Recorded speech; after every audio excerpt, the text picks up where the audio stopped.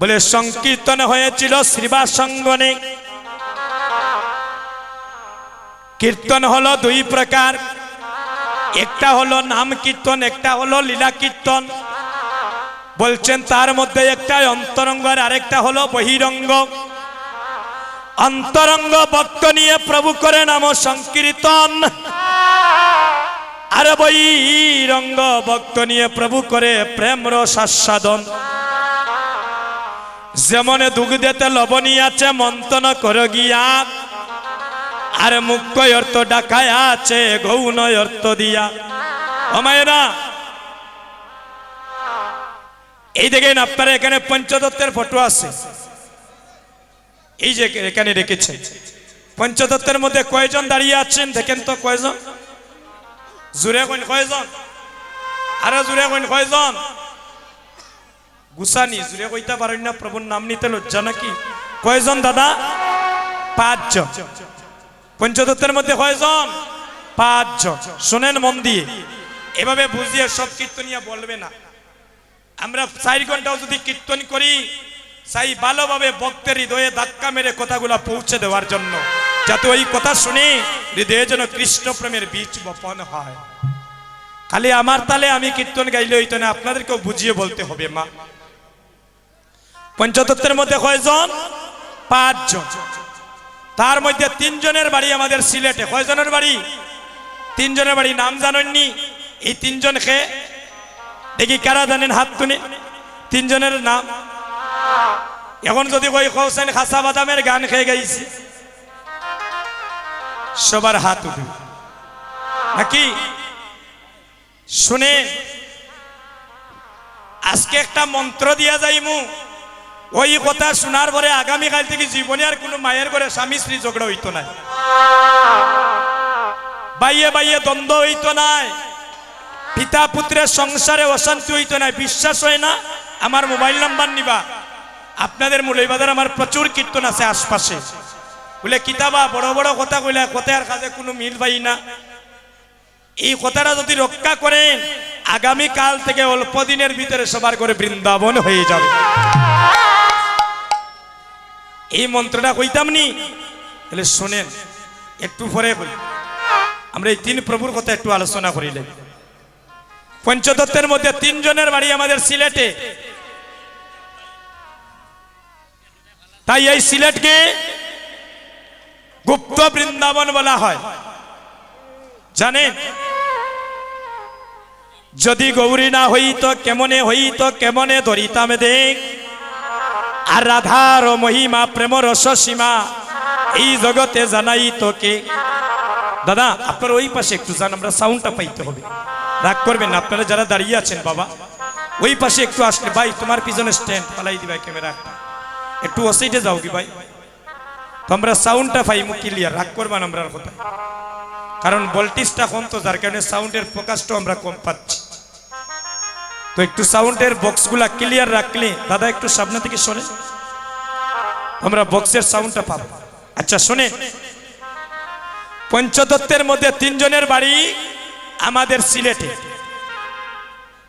এই দেখেন সবার ডান পাশে একটা মৃদঙ্গ কাঁদে, নবীন বয়স, মস্তকটা মুন্ডন করে দাঁড়িয়ে আছে।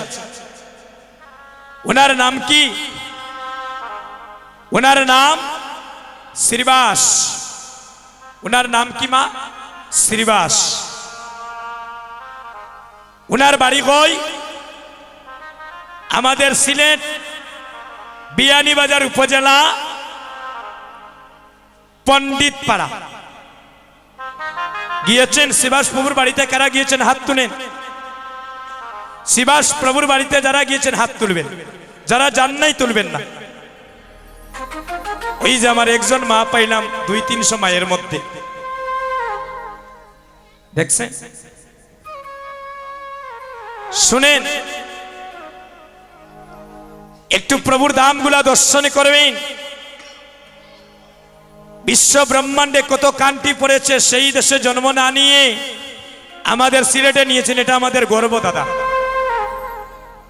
এখনো সেই ধাম বিরাজমান, না দেখলে বিশ্বাস হবে না। এখনো শ্রীবাস পণ্ডিতের বাড়ি আছে। যার নামে মহাপ্রভু অঙ্গন করে দিলেন। শিবাসের প্রেম ভক্তির কাছে মহাপ্রভু ঋণী ছিলেন। আমা নিজের সন্তান মারা গিয়েছিল, নিজের সন্তান মারা গিয়েছিল শ্রীবাসের বাড়ি কীর্তন চলায় অবস্থায়। শিবাস কিন্তু মৃত সন্তানটাকে দেখতে যায় নাই। কেন? মহাপ্রভুকে একটি কথা বলেছিলেন, প্রভু সন্তান মরলে সন্তান পাবো, কিন্তু এমন মধুর ভক্তের সঙ্গ আমার জীবনে আর নাও পাইতে পারে। সেদিন মহাপ্রভু শিবাসকে আশীর্বাদ করলেন, বললেন, ও শ্রীবাস, আজ তোমার প্রেম ভক্তির কাছে ঋণী হয়ে গেলাম। আজ থেকে যত স্থানে হরিনাম সংকীর্তন হবে, ওই আঙ্গিনার মালিক হবে তুমি, আর ওই অঙ্গনটার নাম হবে শ্রীবাস অঙ্গন। বুঝতে পারছেন? সবার মধ্যখানে দেখেন হাত তুলে একজন দাঁড়িয়ে আছে। দেখেন আমরা হাত তুলতে লজ্জা করি, আর ওই পঞ্চতত্ত্বের মধ্যে দেখেন উনারা হাত তুলে দাঁড়িয়ে আছে। কেন? উনি কে? ওই যে সবার মধ্যখানে উনি কে? কে জানেন নাম? হাতটা তুলে। উনি কে? উনি হচ্ছেন মহাপ্রভু। মহাপ্রভুর বাড়ি গই, মহাপ্রভুর বাড়ি গই গো মাসি। হ্যাঁ, ঢাকা দক্ষিণ। কারা কারা গেছেন মহাপ্রভুর বাড়িতে? হায় রে, দেখছেন আমরা এখনো অনেক যাওয়ার সৌভাগ্য হয় নাই মা। যিনি বিশ্ব ব্রহ্মাণ্ডের মালিক, যার ইশারা ছাড়া একটা শুকনা গাছের পাতা মাটিতে পড়ার ক্ষমতা নাই। বিশ্ব ব্রহ্মাণ্ডে কতটা দেশ আছে? শত শত দেশ আছে। মহাপ্রভু কেন বাংলাদেশে জন্ম নিলেন? কারণ ওই দেশের ভক্তের প্রেম ভক্তি প্রচুর ছিল। বুঝলানি? যিনি বিশ্ব ব্রহ্মাণ্ডের মালিক, তার বাড়ি আমাদের ঢাকা দক্ষিণ, এই গোলাপগঞ্জ থানা অন্তর্গত। উনি কতদিন সচিমায়ের মাতৃভাণ্ডে ছিলেন? 3 মাস। জন্ম হইতে পারে নবদ্বীপে, আবির্ভাব হয়েছিল ঢাকা দক্ষিণ। ফাইলাম কয়জন? 2 জন। আর যিনি আমার গৌর হরিকে আনলেন, উনার বাড়ি হয় ওই দেখেন বাম পাশে, এখান থেকে সাপ দাড়িওয়ালা বুড়ো গোসাই, ফাঁকনা চুল, মাথার মধ্যে দাড়ি উড়ি ফাঁকনা। উনি কে? উনি মহাবিষ্ণু অবতার শ্রী অদ্বৈত চন্দ্র।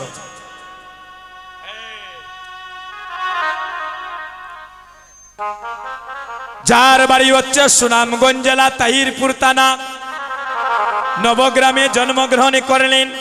যার মায়ের নাম ছিল নাবাদেবী, পিতার নাম ছিল কুপের আচার্য, যিনি শান্তিপুরের বাবলা তলায় বসিয়া 14 বৎসর অনাহারে গঙ্গা জল আর তুলসী পত্র দ্বারা আমার গৌর হরিকে ডেকেছিলেন, আর বললেন, হে গৌর হরি, তুমি একবার এসে দেখে যাও, এই কলির জীব কৃষ্ণ চৈতন্য নাম ভুলে গিয়ে এই কলির জীব চৈতন্যের পথে দাবিত হয়ে আছে।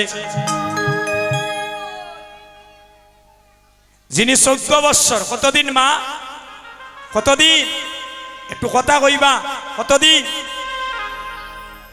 14 বৎসর কোনো খাওয়া দাওয়া নাই, আর আমরা 14 মিনিট কীর্তনে বইতাম পারি না, হাতে ভাবে সাবানি কামড়ানি শুরু হয়ে যায়।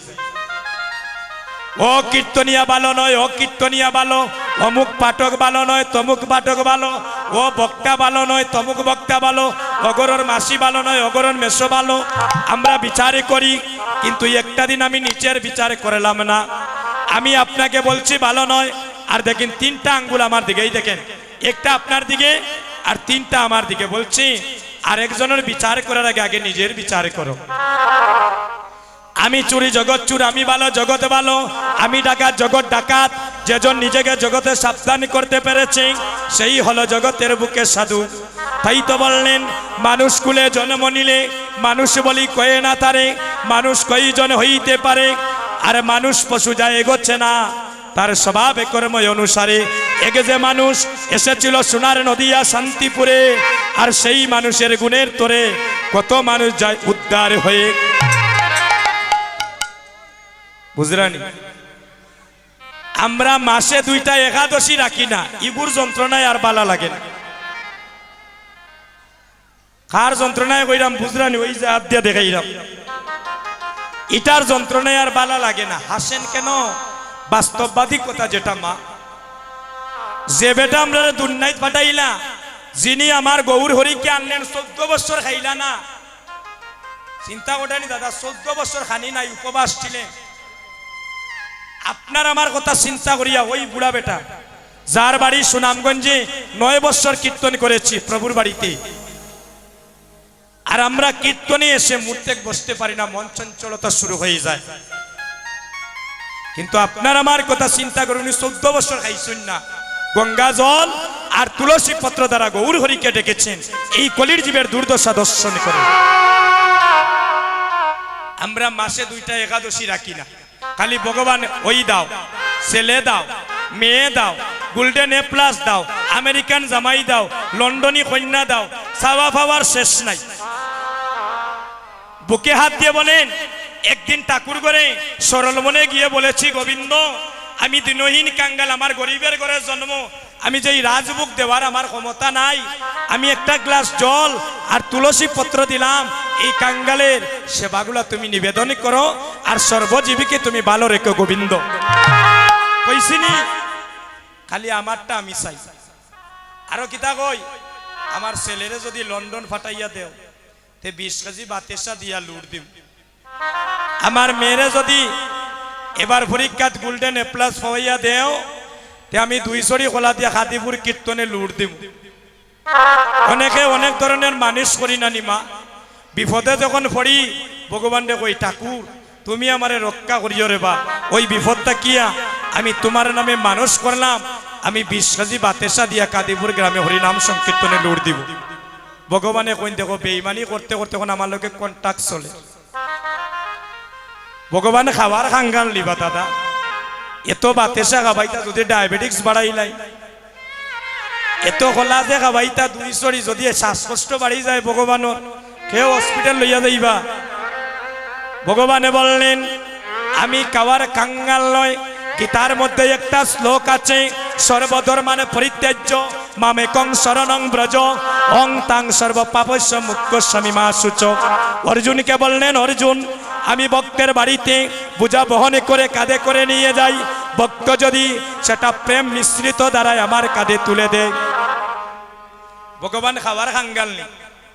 যে বেটা বিশ্ব ব্রহ্মাণ্ড সৃষ্টি করলো তারা 20 কেজি বাতেসা দিয়া লুপ দেখাইলাম আর 200 খোলা দিয়া লুপ দেখাইলাম। দেখা উকা গাঁতে বড় ডর করে দিলে একজন আমার শরীরে দিয়ে ঢুকাই দিছে।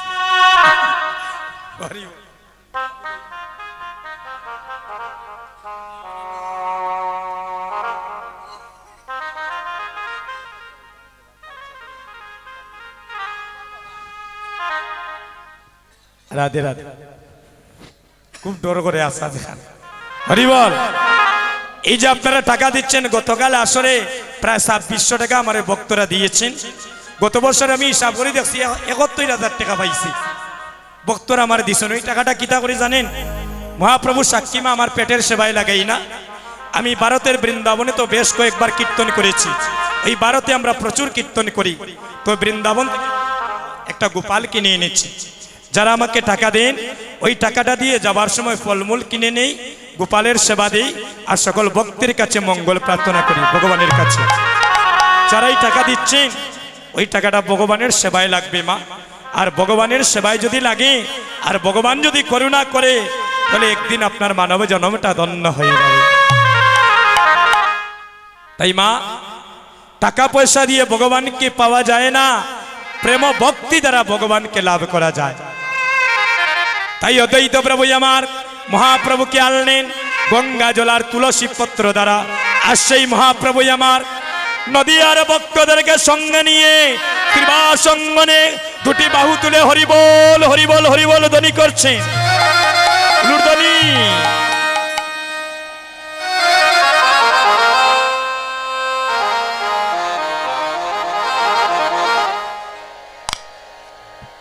এবার মহাপ্রভু যখন শ্রীবাস সঙ্গনে মধুর কীর্তন করছেন, এই দেখেন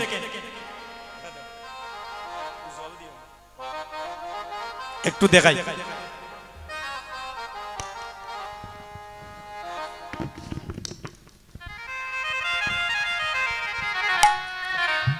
মহাপ্রভু যখন শ্রীবাস সঙ্গনে কীর্তন করছেন, এমন সময় একজন মহাপ্রভুর অন্তরঙ্গ ভক্ত যার নাম গৌরীদাস কীর্তনিয়া, সে কি করেছে, আমার মহাপ্রভুর গলা এভাবে একটা দুসুতি ফুলের মালা পরিয়ে দিয়েছে।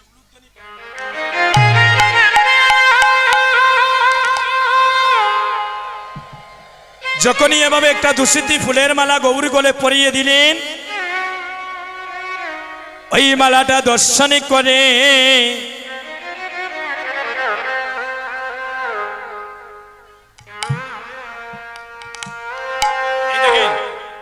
ওই মালাটা দর্শন করে আজ প্রভু রাধারানীর কথা স্মরণ হয়ে গিয়েছে। মায়ের একটু কাছে আসছে বসেন, পিছনে মায়েদের জায়গা হচ্ছে না। আচ্ছা, ওই মালাটা দর্শন করে আজ প্রভু রাধারানীর কথা স্মরণ হয়ে গেল। প্রভু কহে গৌরী দাস শুনয় আমার কথা,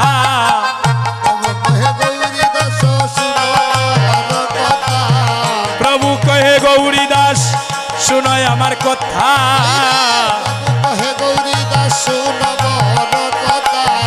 আমার লইয়ারে চলো রাধায় আছে যেতা,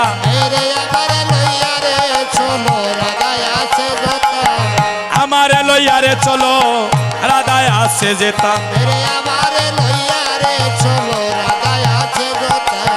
প্রভু কহে গৌরী দাস শুনয় আমার কথা,